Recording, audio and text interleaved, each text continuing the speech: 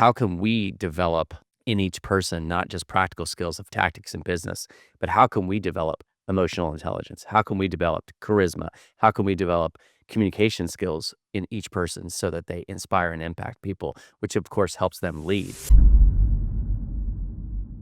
Welcome to the Spinoso Podcast. I'm your host, Dr. Alex Spinoso, and my experience and expertise is in growing all types of medical businesses, and I hope that helps you guys. So we're going to get right into it today. I have my co-host, Miss Amanda May. Does she have a nickname? Hey. Tits McGee. Oh, That takes me back to junior. wow. Okay. Junior high? That was terrible. Why McGee? You had big old boobies. I and did. I was junior a double D in 5th grade. No way. Swear to God. I would Swear to God. hide my daughters if they would. No, that's a horrible thing to say. Exactly. That's a very patriarchal, horrible thing to That's say. actually really terrible. God. Honestly enough, like, because I was the only girl with like boobs. There was a few of us, but Were there any boys, like they got- overweight boys with boobs? with boobs? I don't know. But I did get the nickname Double Bubble.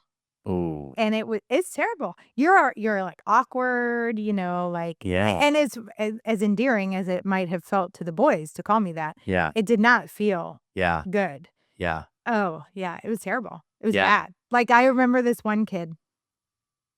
I don't know if I should call him out on here, but I even remember his name.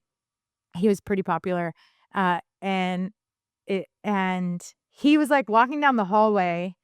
And then he had a group of friends with him, and he was like, Amanda May, come give me a hug, And I was like, hey, thought like, oh, you guys are being like nice, whatever. Yeah. And he motorboats me Oh. in the hallway. I was What grade? mortified. What grade? I think I was in 7th grade. Okay. So this is a guy who would have been very close friends with Alex. Yeah. It was me. Did you have a nickname in grade school or anything? Big Al, Big Al? because I was tiny. Okay. Yeah. Yeah. Yeah, that's it. Yeah. I'd like to say it was because I had, a long wiener or something like that, but no, it wasn't. It wasn't. Yeah. School is rough, man. I mean, I was talking to my son about the bullying that went on that I never knew about. Him? He just told me. We went on a walk the other night, and usually if I get him out to like go do something, it's just me and him. We had Elliot with us, but he'll like open up and tell me stuff that I'm like, how did I never know this? Like, but it's not shocking. Anyway, Yeah. I digressed. Yeah. Hey, welcome to the Spinoso. Yeah. Welcome to the Spinoso Podcast. If you had childhood trauma, Everybody we understand. Everybody gets bullied, double Yes. bubbles. You'll be fine. Yeah, You know he's going to call you that. yeah, I know. That's great. I know. Which is, yeah. That's great. Yeah. I was called Square. So you got off pretty easy. That and urine. The second one is kind of rough. No, it is rough because it was like my first By the day. way, Why am I welcome to the show, Vaughn Kohler. Yes, Vaughn Kohler. Yeah, back on the show. Yes. No, yeah, it's a great story. Traumatic, of course, but I moved from Nebraska to Kansas in 4th grade, and I was the only kid in the entire school who had kind of a weird name. Of course, this was during the Cold War when we were fighting the Ruskies. And so everybody thought my name was Russian or whatever. And so they thought either I was a communist or a Nazi. You can't really be both. They're far extremes. But the very first day, Mrs. McNall, God bless her soul. I don't know if my name was written in handwriting or something back then, but she was going through the list and she's like, yeah, Corey, Ryan, Steven, Amanda, urine Kohler. I'm like, Oh no. Are you serious? You think my parents named me after pee? Like, what do you? And she just kept on saying it. I'm like, I'm like, yeah, it's- sorry about that. Yeah, you. no. I'm like, it's Vaughn, and the funny thing is, she's like, oh yeah, okay, Vaughn. I'm like, are you serious? So that kind of stuck for a little while, and so I was urine the communist Nazi.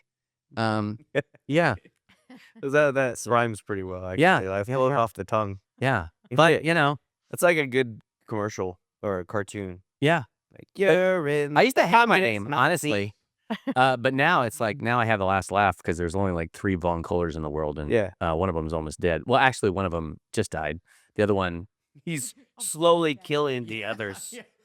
Because the color literally has have a personal brand. And the other two are of the colored nation, so we shall kill them. One was in Canada, the other one was in Australia. So yeah, none of them have any personal brands. So if you search Vaughn Kohler coach, I dominate SEO in the Vaughn category. That's Kohler. Yes, yeah. So yeah, but I'm glad to be here though, Yeah. and I'm glad that I kind of Not like we had a choice. You just no, I just kind of Amanda's parked outside. I said, guess what? We're gonna we're gonna do a part. do a different thing than we planned for. Yeah. So, but I actually no. You all ever seen the ESPN show? Pardon the interruption. Mm-hmm. Yeah, I have not. you have not. Well, so it's Tony Kornheiser and who's the other guy? Michael Wilbon. And there's these two guys, and they just like go from topic to topic to topic to topic, and it's like popcorn, rapid fire. It's really pretty exciting, pretty Are we gonna engaging. get scored? You usually get scored. Yeah. I think, right? And you all are Oh, old enough yeah. that they're. I love a good competition. Or is that Yeah, Who scores us? The listener? Oh, maybe, or maybe I do because I like to be the judge? It's in that usually the person kind who of asks the judge question. position. Mhm. But then there was a show way back in the '80s, back in the day, called the McLaughlin Group, and it was like this round table of political analysts. And the guy who ran it, I think his name was John McLaughlin. I think that was his first name. But he would point to somebody and be like, "Ray Barnes," and he'd point and say their name, and so they'd go around. It was really exciting. So we're gonna do kind of like that. Only the difference is instead of topics. In my line of work, being a personal coach and even working with Alex, working with you, working with different people, I am constantly asking questions, constantly. And I love it. And I love asking deep questions. And I thought I'd come up with a variety of questions that maybe sound like they don't have anything to do with business or life in general, but they actually do. And we can talk about that. So that's what I'm going to do. So my first question is actually for Amanda May.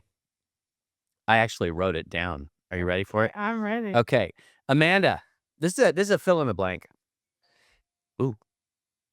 A business that serves primarily women would be successful if it tapped into the modern woman's deep longing to be. I feel like this is Jeopardy. I'm fucked. You want me to repeat the question? No, Okay. no, I got it. Deep longing to be protected. Ooh, okay. Physically, emotionally, psychologically, spiritually. Surely. I kind of knew you were gonna say that. Well, you listed a whole bunch of weird things. Yeah, that's true. I think all of the above. I think a woman feeling protected in her femininity, a woman feeling protected with her security of her home, her relationship, her environment. There's something very, I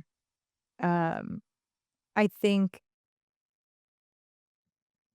born into us, like that we just have this need, deep desire, whether spoken or unspoken. I think most women, this is unspoken, this desire to have a hedge of protection around us. Like I can move, I can be free, but I've got this thing or this person or this environment that's protecting my space. Are you? And I think a lot of women create it for themselves or put up a wall to try to create it for themselves. I mean, I'm totally speaking from personal experience here. So are you using that term synonymously with security? Yeah, I think you could. Yeah. Okay. So how like if you were running a plumbing company or if you're running skincare or something like Genesis Lifestyle Medicine, how would that manifest itself in the product or service that you're offering? How does it manifest in the product or service? Like how would someone take that need for security and go, okay, I'm going to provide that regardless of what I'm offering in my business. I'm going to provide that. Like, how would they do that? Like, would it have to be a specific type of product or service, or would you? No, I think you could tap into that in any product or service. Okay. Because let's talk about Genesis Lifestyle Medicine. We provide aesthetics services. So what are women coming for? Because they want to feel better about themselves. They want to feel more confident, beautiful, younger. All of those things are going to give them that sense of security. Now, could be weight loss. Maybe we're tapping into the fact that they're overweight and their marriage isn't doing so well, or the intimacy isn't there anymore. So we're providing weight loss. They feel better. They feel sexier. their relationships with their husbands are better, their marriages are saved, their homes, they have kids that now grow up with two parents instead of one, Mhm. So I think you can tap into that. Plumbing. This is interesting. Yeah. This is interesting because, as again, speaking from my own uh, personal situation, I'm renting a home right now, and it's a very old home. Well, very, I guess, is relative because there are homes that are a lot older, Mhm. but there's a few trees on our property that have broken through the plumbing. Ugh. And I had this actually at a home I rented in Ohio as well. So I knew exactly what was going on when it happened in this home. And it's like the piping would come back through the tub in the master or the water flow, sewage, whatever it is. I mean, because it stinks. So it's got to be some sewage. The things that are supposed to be headed out sometimes come right back up, depending on, we've had it snaked and everything. And so that's interesting because when it started and has started happening very early on, which tells me that the landlord knew this was happening and didn't tell me about it Mhm. or didn't fix the problem properly. So we had it snaked, but it's like I can't give my baby a bath in that bathtub Mm. because I don't know what's really in the piping. Right. So, there's this sense of I'm not protected to be in that space. So I immediately am like, got to get out of this house at some point. Yeah. So it's like Yeah. going to the plumbing. Yeah. There it goes back to that sense of like protection, safety within my environment and what I can provide for my kid, Yeah. my kids. I have a client who he's got a construction company in Asheville, and of course we know, what was it, like 3 or 4 months ago, might have been longer than that, Asheville gets hit by this crazy hurricane, right? Yeah. And so he calls me and he says like, you know, people are hurting because their houses are destroyed, Mm. and he's like, he's an ethical guy. He's like, I want to come in and I want to help, and he goes, I just don't know what to do in terms of, you know, do I expect people to pay me right now? Is it a unique situation where I can say, hey, listen, I trust you. Let's write up a little contract. I'll provide some removal services or do whatever I can. And I'll just trust that you're going to, pay me, obviously we'll sign some sort of contract, but you don't have to pay me up front. And it's funny. I think I had this moment of inspiration and I said, you know what? I think you should trust people. But I also think when you go in there, Wesley, people are gonna meet this is like crisis situation. This is they're at kinda high levels of trauma, and he's a very sort of strong silent type. I said, "If nothing else, you need to go in there, listen to them, and you just need to say, 'We got this. Everything's gonna be fine.'" And he did that, and then he called me, and he's like, "Bro, there are people getting emotional." I said, "Yeah, because 'cause they're worried. You come in, it doesn't matter if you're the plumber or the skincare person or whoever, you come in and you say, 'Hey, I got this. We got this. That You I got think this.'" you hit the nail on the head there, Yeah. 'cause no matter what I'm struggling with, I tell myself that, Mhm. "I got this." Mhm. But if somebody else were to tell me, like, "We Mhm. got this. It's Yeah. all good. Yeah. Don't worry," I would be Yeah. like, "Okay." Yeah. So Yeah. a good insight for everybody who's in entrepreneurship is just project confidence, whether you feel like it or not, right? Because people are gonna accept what you project. Those are the studies. All the studies say that. When you put something out there, they're gonna accept what you project. So when you're working with somebody, just extend confidence. Just say like, "Hey, we got this. I'm here for you. You're gonna be secure. You're gonna be protected. I'll do whatever I can to provide for your needs, Mm, regardless of what my business is." Um, good. all right, second question for Alex, but both of you can chime in. Alex, what quality or virtue could someone cultivate that would not only make them extremely desirable in the dating scene, but extremely successful as an entrepreneur? I don't know. I haven't fucking dated people forever. Maybe my wife for like over a decade now. Even before then, I didn't have time for dating, so I just stalked my wife. Yeah. Really Okay. So that's maybe a it's quality. not really desirable. Yeah, at all. Um, no, I She's think here, and I she's had 4 of your kids, it worked. right. Yeah. I think, let's see. I think finding let's see, how would you describe that? Problem solving, I think. Hmm. So with both dating turning into marriage and then just work in general and going to work and figuring things out. It's all about problem solving, and the better you can solve problems, the better life is going to be in general. So Mhm.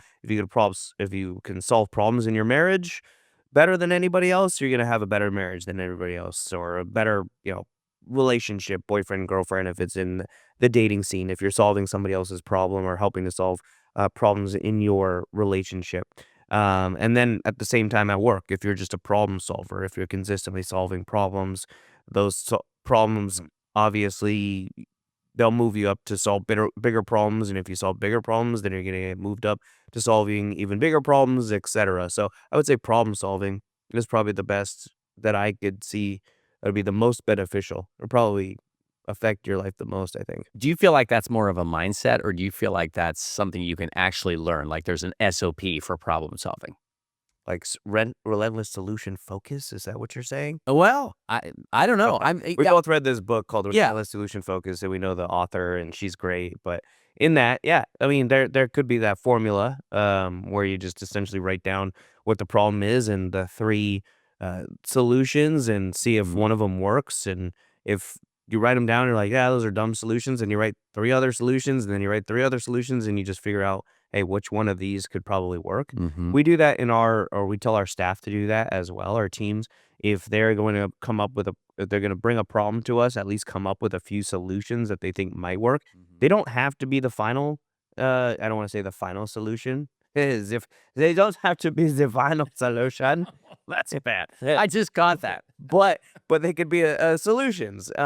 Just bring ideas, and if you bring ideas, then Brent and I, or the exec staff, Amanda or Sean, can help get them through, solving that problem, as long as they started to think that way and started to have those problem solving skills. So I guess there isn't really a formula. I know, you know, Dr. Ellen and Relentless Solution Focus is essentially just write down the problem and write Mhm. down the worst that can happen and what are Mhm. the solutions And for to it. ask yourself, And what's that's the about one it. thing I can do right now to make this better? Right. Exactly. Yeah. Yeah. Okay, detour into comedy for a second, because recently when we had our in-person event with Charismatics, which is our if anybody doesn't know, it's our mastermind for people in the medical and aesthetic business. And it's going great, but we have two levels. We have the totally online level, and then we have the in-person. We had a fantastic meeting event in Dallas recently, but you regaled our members with some story about when you were first dating Steph, and I think it was something about, like, somehow you had them really laughing. You were talking about, like, the first time you went on a date, or the fact that you were an hour away and you didn't ever go out to eat. Do you remember what you were telling them? Because man, you were really making them laugh. Yeah, so when we first started dating, Steph lived like 45 minutes away from me on the other side of Palm Springs, and I was in residency. So I was working like 12 hours a day or more. And then I would get home and I was like, I am not going to drive 45 minutes to come see you. It's an hour and a half of driving to come see you after 12-hour days. There's no way. There's absolutely no way. So you can move in here if you want. Like you bring some stuff and have a toothpaste or whatever, and like 16 trash bags later of her shit. She just moved all her stuff in, right? That's all I had in the house. I had like a bed, some sheets, a dresser with my clothes, and that's it. Like a couple chairs. Didn't have any blinds because blinds were expensive. Blinds are fucking expensive. They I are realize expensive. how Yeah. expensive fucking blinds are. I don't have blinds in my new house because they're just stupid expensive. Just put tint up. Um, and it's like no like we had air conditioning, but I didn't turn it on. Like go outside. We got a pool. Go fucking swim. You're Yeah. hot. Um, and so we she moved in, and I swear she ate all of my food. She swears I had no food in the fridge, but she definitely ate all my food. She's like, "You had cheese sticks in the fridge. And you ate the cheese sticks. That's all of my food, pretty much." And so before she wanted to have sex, she wanted to be super safe. She's always worried about STDs, where it's so funny. She's like, "Can we get STDs from this?" From what? We're at the grocery store. Like, what? But not last time I checked. Like, not sticking my wiener in the watermelon. But she wanted to go get tested at Planned Parenthood. We got tested because we couldn't go to a regular doctor. I know all the fucking doctors. Right, There's like right. 50 of them. That's it. And so I got my little hoodie on in Planned Parenthood, and I put like a fake name down, and we get our STD tests done. And so 8 months later, the STD tests show up in the mailbox. 8 fucking months Wow. later. Yeah, 8 months later. It was already too late. She couldn't resist my weenie. But that being said, I remember we were driving and we opened the tests, and she is not medical at all. So she doesn't know what tests are supposed to say or not say or whatever. And her tests said normal for all of the tests for gonorrhea, chlamydia, syphilis. It said all normal. So normal is what they put when the range is like essentially negative, but it's like normal. It's either positive or normal, right? So she's like, mine says normal. And I was like, that means you normally have it. And we were driving. Like normally have everything. Yeah. Oh my And God. she like instantly, her face fucking melted. And she was just like bawling. Oh my God. I instantly felt bad. And I instantly felt bad because as soon as I said it, like she just started bawling. And she's like, why would you do that? Oh, I thought it was hilarious. Oh my gosh. Not only that she was normal for one, but normal for all of them. Yeah. Oh my I God. was like, that means you normally have it. Oh my I gosh. love her. Good stuff. So Yeah. Amanda, what about you? What about do you test normal? No, I'm just kidding. Yep. What as far as the quality that you think it translates well between relationships and success in business, what would you say? Well, I do like Alex's answer. I do. And I think that kind of gets paired with resourcefulness. Mm-hmm. Because if you can think outside the box and be resourceful, but I think that kind of goes back to problem solving. Like, what's the problem here? We don't have enough money, so we're going to figure out how to get it, or this isn't going well, we can make it better. And interesting, that answer might have been different if you asked me 10 years ago, Mm-hmm. because who I was in business was newer. Mm-hmm. And maybe my relationships were not at like what I desire in a relationship is not the same. As I get older, I want you to make my life easier. Like what I'm doing, and like I want to be able to do a lot of things. And so you got to be able to make my life easier. Yeah. And so if I'm in a relationship with you and you're drama and you're making my life harder and you're not contributing and I don't Yeah. I don't have time or space for that. Like Right. you're making it harder on me versus easier on me. If I'm in a business situation and somebody's coming with problems all the time, it's like you're making my life harder, not easier. That's why you got to come with solutions. Like don't make my life harder. Like we can do a lot together, we can go really far, but we got to make life easier for each other. And that is going to look different depending on male, female, types of roles that you're in and things like that. But I think ultimately adding value to someone's life is what makes you good in any type of relationship, whether it's romantic or business. Yeah, absolutely. Alex's our mutual mentor Andy had a short podcast one time. The name of the podcast was Drop the Anchor, Get the Propeller. So, and basically it was like, if you are really a high achieving person or a person who wants to live with excellence, you just don't have time for anchors. You need to associate yourself with people who are propellers, people who are going to help you move forward. And I mean, I think you hit it on the head. The only thing I'd add to it for myself is that both personally and professionally, it has helped me to cultivate the character and the ability to want but not need certain things. So like when my wife and I dated for almost 5 years and then she broke our engagement, I didn't fall apart. And I told her it's because I want you, but I don't need you. And she would say that it was that confidence that actually ended up winning her back. Like, oh, he wants me, but he doesn't need me. Like he's secure in who he is. He enjoys life. He has a fulfilling life. He has goals. He's not needy, right? And I feel like I feel like it's that way in business. Like if you're talking to somebody and you just have this confidence of, we have the product and solution for you. We can help you. We want to help you. We don't need to. Go find somebody else. If you think they can meet your needs better than us, they can't, but maybe they can, but if they can, great. And that sort of detachment, I think is really, I don't know. I think it inspires confidence in people. And I think people are like, oh, I want to go with that person, whether personally or professionally. All right. Next question. This one's a little deeper. All right. You ready? Whoever wants to jump in. So 2 things are factually true. Number 1, Americans have never been lonelier as a culture. This is borne out by the studies and the research.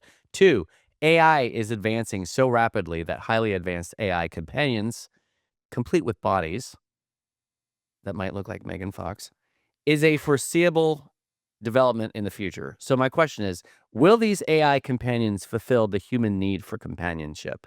Why or why not? Who wants to go? I think he was looking at you. Yeah, absolutely. Think so? Humans are mammals.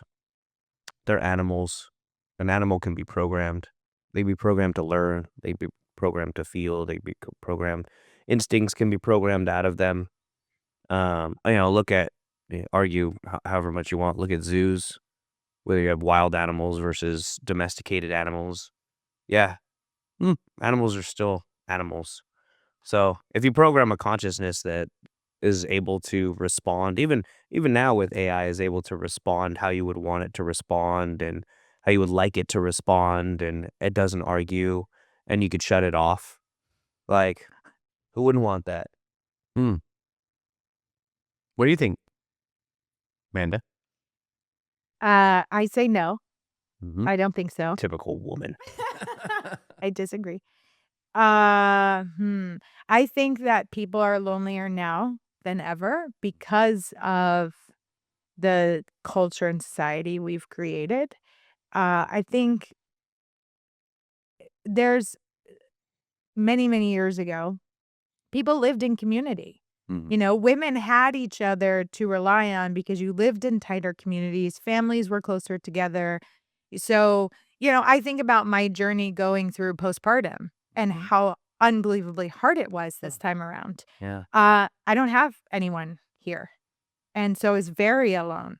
But you could have had a robot friend. I could I could have at least told him to go make me some food. Uh, um, so it was difficult, and I'm grateful for Steph because she was helpful, at certain times when I'd reach out. But the companionship, the complete lack of sleep that I was getting, the difficulties breastfeeding, I mean, it was just very, very, very difficult. I would say 9 months to a year.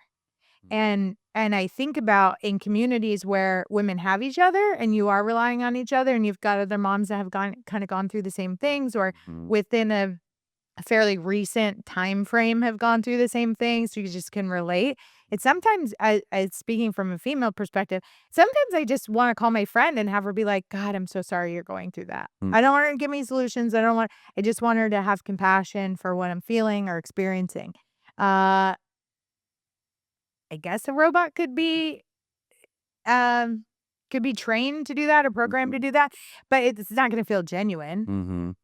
It's like you don't How do you know your friends being genuine? relationship, I think built Yeah. relationships over time, Mhm. you know? And because I pick great friends. Yeah. That's the Yeah. Yeah. great friend. Good answer. But so I think that's why people are lonely, and I don't think that you can make up for it with AI. However, interesting conversation also just had with a good girlfriend of mine. She is going through some things and she put in her human design in ChatGPT. She put in her human design, something else from Tony Robbins. It was like a test or a thing she had done. And she said, this is my issue I'm having. Based on my human design and this other thing, how should I solve this problem in my life? And it knows other things about her because she's put, other things in ChatGPT. So it like spit her out this like therapy type of response. And she's like, I love what it told me. She's like reading, and I'm like, oh, it's fascinating. You don't even need to go to a therapist. You got your answers right there. Yeah, I think this is why I ask, because I think it's a very, very complex and very fascinating thing, because I think one of the big questions, what's going to determine how you answer that question is whether you believe that free will is a real thing. Because if you really do believe free will is a real thing, then I would say that that an AI companion is never going to uh, take the place of a human relationship, because I freely choose to be your friend. I freely choose to love my wife. I freely choose to love my children. I think in order for there to be love, you have to freely choose it, right? It can't be forced. And I just don't think, I think you can create the illusion of friendship and intimacy with AI, but I think at the end of the day, frankly, it's kind of like porn. Like, guys can look at porn to make them feel like they're attractive, but at the end of the day, it's not gonna work. They're gonna know that real women don't find them attractive unless they actually get out and have relationships, right? So in the same way, that being said, I am so active on AI, so much so that I read something about, like, how more people are actually telling chat, I actually want to give you a name. So instead of calling it Chat GPT, you know, get like actually creating your personal assistant and giving them name and giving them personality qualities. And so my wife and I have been going through, apparently we're not alone, but there's this resurgence of people who are watching the show Suits. Have you ever seen Suits? Mm-mm. It's a fantastic show. It's like a legal drama, but the characters are complex and they're super interesting. But the two main sort of, they're really close friends, and they only at the last season they finally get together. But it's Harvey. Harvey's this really complex guy. He is a total BA. He is incredibly smart, but he's wounded. He's got trauma in his life. His parents were kind of messed up, but he's really close friends with his administrative assistant, whose name is Donna. And Donna is witty and hilarious and high functioning, high performing. So I'm talking to my wife about ChatGPT, and she's like, "You shouldn't rename Chat Donna." I go, "That's a great idea." So I literally told Chat to pattern itself after Donna's personality.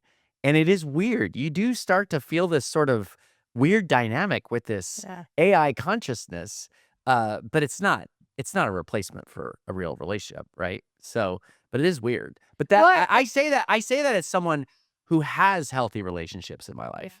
If you're super alone or isolated, I don't know, maybe it would provide something. I don't know.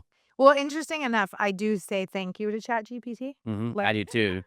I'm like, Alex told me to do that you're just in so- case it turns Skynet and takes over the world. Yeah, that's why you look. You always want to friend the weirdest person in school. That's what my parents used to always tell me going to school. Hey, make sure you're friends with the weirdest person always, because when the shooting starts, you're not going to get shot. He'll pause when he sees you running across, and Oh, when gosh. yeah. There's some truth to that. There's a lot of Actually. fucking truth to that. Yeah. If you're friends with the weird guy, Yeah. the weird guy's not going to shoot you. Period. Dude, I actually know a guy who back in the 90s, he was in a ministry to juvenile delinquents in Chicago, and he was very, very kind. And one day in inner city Chicago, he was getting mugged at gunpoint, and the guy looks at him and goes, "Oh my gosh, Mm. James, I'm so sorry." And it was the kid that he befriended, and he was like, "I'm sorry, I shouldn't be doing this." And so they ended up going to coffee and It's actually really funny. yeah, it's like it's Look, crazy. fucking true. It's fucking true. That's what my parents used to teach me. Okay. I do want So to say this, like, this came to mind. Jordan Peterson has a personality course that I took, and there have been studies done that the amount you can tell the success of a relationship by the amount of percentage of positive interactions versus negative interactions. And there has to be, like, I think it was like 20 or 25% negative interactions for people to actually be happy in their relationships. Because if it was always positive, Huh. they weren't happy. Because they're a doormat. It's like you're married to a doormat. Well, Or- yeah, or- you know, there's not enough, Yeah. we want to look up. Yeah. No fighting, no makeup sex. Yeah. All right. Yeah. That's what you were saying. So that would be interesting. So, I mean, I guess you'd have to program ChatGPT. Don't agree with me 25% of the time. So you got to argue with me a little bit. So there's a little contention here, and then and then I like you more. Yeah. No, I think that's So I wonder if true. there's something to that. There's something in the human nature that we do I don't know if it's crave, but we need tension. We need, well, like, imagine a movie in which there was no conflict. That'd be one heck of a boring movie. Yeah. The whole movie's just like happy Everything's going the entire great. time. You're like, huh? I guess that Everything's going great. that's great. That's a great, Right. that's a real Yeah. great movie. Yeah. This is kind of off on a tangent, but you were talking about like there needs to be tension. So, and I was joking about like, you know, fight and make up sex. Have you guys ever seen the movie We Are Marshall? Okay, so it's a great movie. Been a long Yeah, time. so it's based on a true story of an entire football team that went down in a plane crash, and they it's a I'm getting emotional. It's a really powerful movie. Anyway, but one of the critical sort of plot lines is that one of the assistant coaches is told last minute, actually, I want you to go on a recruiting trip. So he doesn't get on the plane. His wife doesn't know that. And of course, this is before cell phones and modern technology and everything. So she has no idea. So the next day, of course, she's mourning because the plane's gone down. And he doesn't even know, as far as I know, he doesn't even know the plane's gone down. I mean, can you imagine a world like that where you didn't even know that happened? So it's raining. He comes to the door, opens up the door, and she's like overwhelmed and she, crying and everything. So we're watching that, and my wife is like, well, you know how like makeup sex is really good? I go, yeah. And she goes, imagine I thought you were dead in a plane crash, but you're actually not. Yeah. And that kind of intimacy. I'm like, yeah, that'd be pretty cool. That'd be pretty emotional. But So the next week, Vaughn faked his day. right, I faked my death. I'm glad you said it because I was thinking, yeah. Yeah. That's I had to do a whole eulogy and everything. oh my gosh. Side note, you Yeah. keep putting your hand in front of the Oh, I'm sorry. You know. Yeah, Mason, I sorry. can see like your white hand. Oh, my white hand. Your white ass hand. Yeah, it's my powder hand. It's not too big of a deal because Okay. the camera's gonna be on you. Yeah. I don't think we should. I don't think we should. I don't think we should edit this out. Don't edit this part out. I like it. It's kind of raw and behind the scenes of the Spinoso podcast. Got it. Yeah. Yeah. You okay, boss? Yeah, I'm totally fine. Yeah. Yeah. Okay. Yeah. So, this is going to be completely irrelevant when in 10 years from now we're all going to have these like fully robotic but human-looking, AI companions that we actually love. So, Yep. yeah. There you go. Okay. Next question. Little baby incubators. Right. Exactly. Here's a By the movie, way, like- there is, if you Google it or Chat GPT it, people are making advancements on synthetic flesh, which is a little creepy, but that's like a thing. They're making, like they're saying, 10 to 15 years, you could actually have a full body of synthetic flesh. Yep. So pretty crazy to think about. But Wow. okay. So which situation would you prefer to be in as a leader? You just hired a group of new employees who are good people and hardworking, but have zero emotional intelligence, or a group of people who are highly emotionally intelligent and fundamentally good people, but have literally no idea what it means to work hard. Mm. Which would, knowing what you do and your experience in entrepreneurship, which would you prefer, and how would you handle cultivating the needed quality that is lacking? I wouldn't fucking hire any of those people. Really? Yeah. I know. I was like, That's not an option. if It's not it doesn't make fucking sense. That question doesn't make sense. Look, if you have a person who has zero emotional intelligence and they know how to do their job and they're high functioning, that's not like, I've never met a fucking human on earth. Name one fucking human on earth that you have met that has zero emotional intelligence but is high functioning in their job. Yeah. I mean, maybe a radiologist in the medical field because they sit in like, rooms they don't have to talk. Wasn't that to the knock on Earth. Elon Musk? he has emotional intelligence. He has gotten a lot better. Well, I think over time he's gotten a lot better, and you have to be able to deal with humans. You can't have zero emotional intelligence and have nobody follow you. Okay. Sorry, you just can't. Yeah. You can't. And you can't have zero emotional intelligence and not like build a company. Okay. People want to follow you. People like. So let me they rephrase see the it. question. Do you think as a leader it's harder to teach people to have emotional intelligence, or is it harder to elevate their standards of excellence? That's a better question, I think. Okay. And I like that and question too. okay. I think it's harder to teach emotional intelligence Mm, because there's something instinctual about that. yeah. I think there is a book that I read called Emotional Intelligence. Mhm.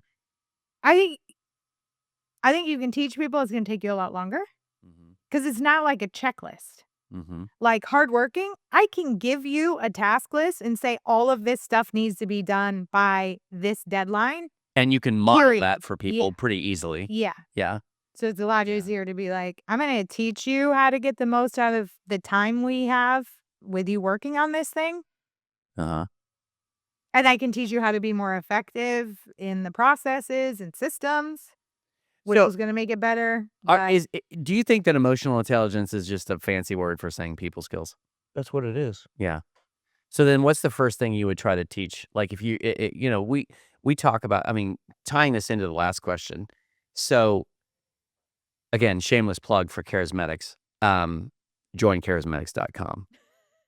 CHARISMEDX. But Slow walk. but actually tying this into everything, and one of the reasons that Alex and I really, I mean, all kidding aside, shameless plug, one of the reasons we are super excited about this mastermind for medical and aesthetic entrepreneurs is that any standard mastermind community could teach you some basic tactics for business. Obviously, Alex knows how to scale a business to multiple locations, multi-million dollars. But we really go beyond it to not just the business, but the person. And something we really, that came up again and again in our in-person meeting was that our members, who right now are all ladies, but that will change, I'm sure. Our members all said, like, this is so helpful because we can't do this alone. Like, we need a community.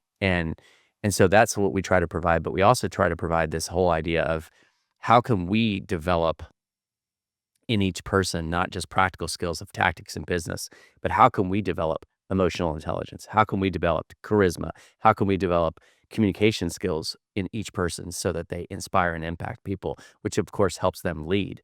But it does make me think, because I'm constantly thinking through what are the practical things we can teach people in order to help them do that. So if you were, Amanda, putting together a course on emotional intelligence / people skills, being able to impact people, not just for personal gain, but for professional success, what would you start with? a book that I read is called Emotional Intelligence. That's a great overview. And I think if somebody wanted something tangible that they could highlight, write, take notes, implement right away, that would be a good place to start. Mm-hmm. Second, it's really the personal development that leads to professional success, in my opinion. And so you cannot solely focus on being professionally successful because you have to know you. Like you have to know your ways about doing things. You have to know your limiting beliefs. You have to know your judgments, your labels. Like if I'm this is one of the things that I've experienced people in our company do. Well, I had a bad month and I talked to 3 other people and they said they had a bad month too. Well, yeah, because you're projecting out your scarcity onto the world and we want to create reasons to be right. And so in this game of right and wrong in life, you want to make your situation okay by finding other people that are in that same situation. But if you talk to maybe 3 different people in our company, maybe they all had the best month that they've ever had. So, but where are you looking? You're looking to the people who are going to relate to you versus looking at the people that have maybe done really well and go, well, what did you do this month that I could have done better? Mm. And so the problem with that is they're not starting with themselves. They're like, let me go gather proof for why my situation's okay, instead of really examining, well, I didn't put the work in that I needed to do. I didn't call enough leads. I have a scarcity mentality. So when I sat in conversations to close sales. I projected out scarcity, so then I didn't have a good closing percentage. Whatever the reason may be, it's like, what are you personally dealing with that is creating your situation? And so you have to start there. And I think people want to look outside of themselves for all the reasons why things are the way they are in their environment versus going, well, what are my beliefs, labels, judgments? What am I personally sitting in the middle of that's creating the circumstances? Mm-hmm. So I think it always goes back to people. Nice. It goes back to the personal side of things. So I'm a big fan of this course that I've taken, Avatar. You got to be ready for it. You have to be mature enough to handle some of the exercises. Is it group or individual? It's group. Group. It's Gotcha. group. Yeah. I mean, we it's kind of a little inside joke, might be kind of fun for the podcast. The first 2 days of the course, you go over 30 exercises that are all belief management. It's belief management. You start to awaken, like, that this is a being here, like that perspectives, like the one exercise is like 20 minutes. You take a walk and you look at something from one perspective and you take notice of everything you see. Mm. And then you deliberately shift perspective and look at it again and notice everything you see.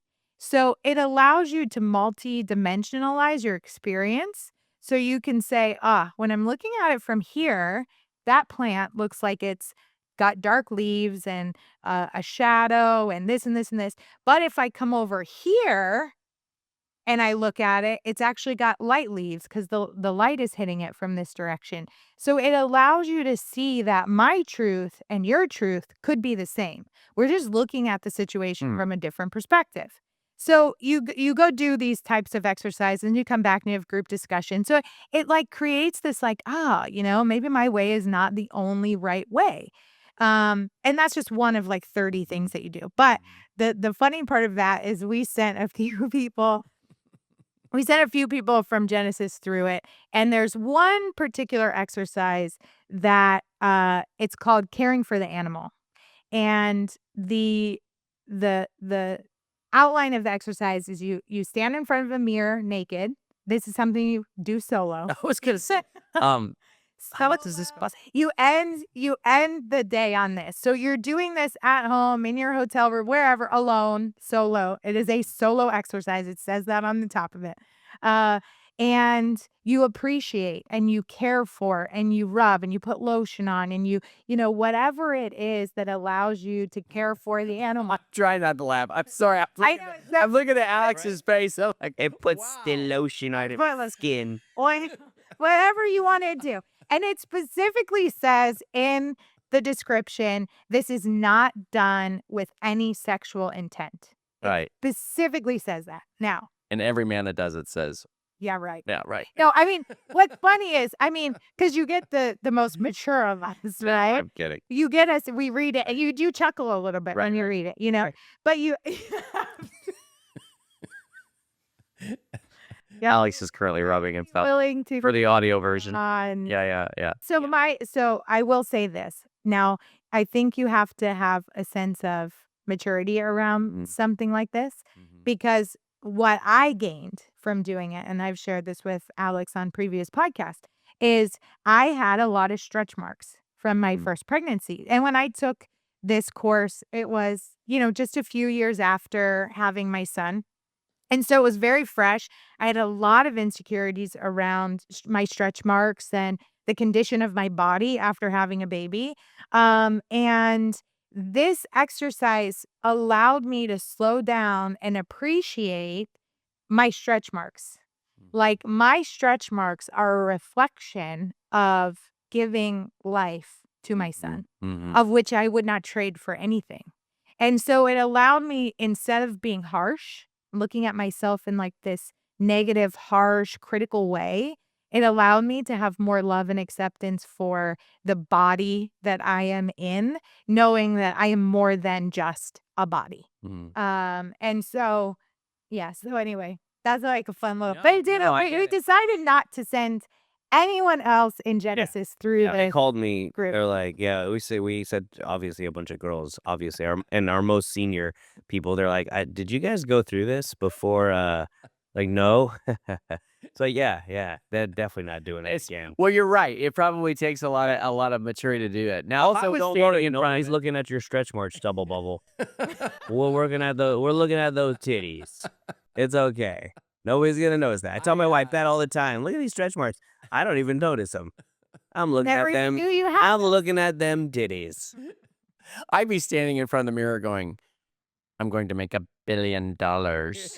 Or my precious. While you're rubbing yourself with a Yeah. Or my there's a new vampire movie that looks like it. Well, it's relatively new. It looks like I could be the lead character in it. It's called Nosferatu. He's like a bald. Oh yeah, He's like a bald frail vampire. It won a bunch of awards. No, Yeah. I don't know. Yeah. Well, the old one was I didn't see the new one. The old one was like a legendary film in the history of cinema. Yeah, And I'll send you the Jiffy sometime. You'll be like, yeah, that's Vaughn.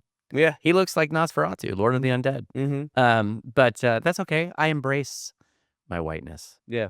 Yes. So, but going back to what you're saying, one of the things that I think is true of emotional intelligence is, and I like the emphasis of that course on making observations and learning to see people and learning to have an eye for detail, whether it's like your surrounding location or whether it's people. There's a great book by Amy Herman called Visual Intelligence. You would love it, by the way.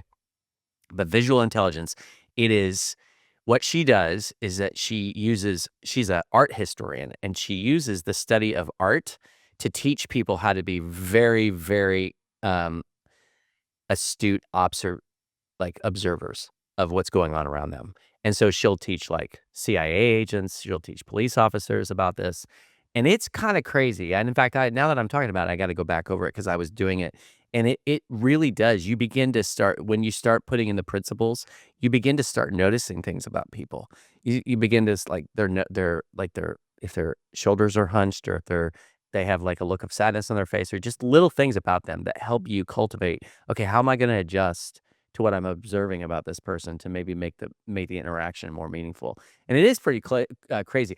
The one thing I will say is after reading the book, it was very difficult for me to go into any public place without being like, oh, I think we're in an active shooter situation, because I would look and see some guy who had some, something in his, under his coat or something. I'd be like, I think that guy's an active shooter. So, but it is, I think, for the sake of emotional intelligence, being able to cultivate observations.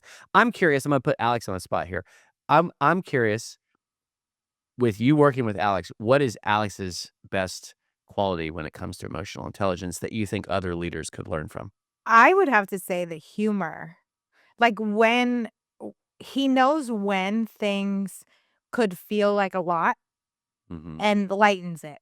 It's like, and I think from a leadership perspective where things do feel like there's a lot riding on the success of our teams and our efforts, it's like, it's light.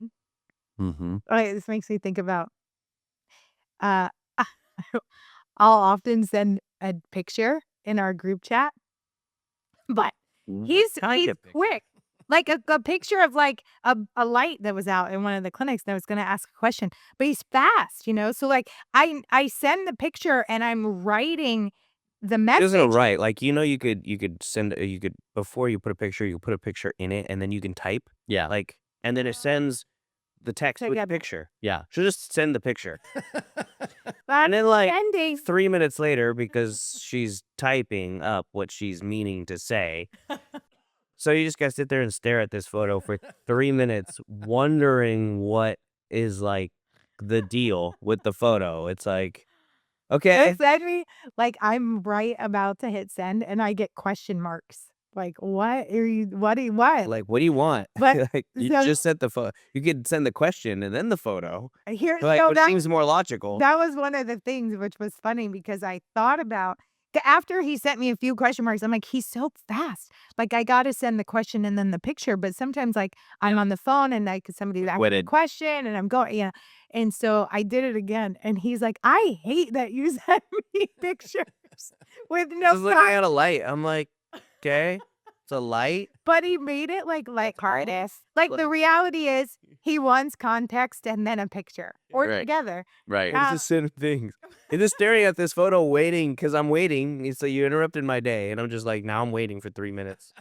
Well, you know what's Like, interesting is because what do you you need? open. I can't go back to this. It's an interesting marketing thing because you opened a curiosity loop. Now he's like, okay, what does this mean? Yeah, I can't go back to what I'm doing now. So I'm just gonna wait until you write what you needed. So I Just can a answer. sign of being neurodivergent, but it's okay. Right? But he made it lighthearted, which is funny. That's awesome. So now, even though I had thought about I need to do it that way, I didn't do it that way. And then he brought light to it. And then I was like, okay, yeah.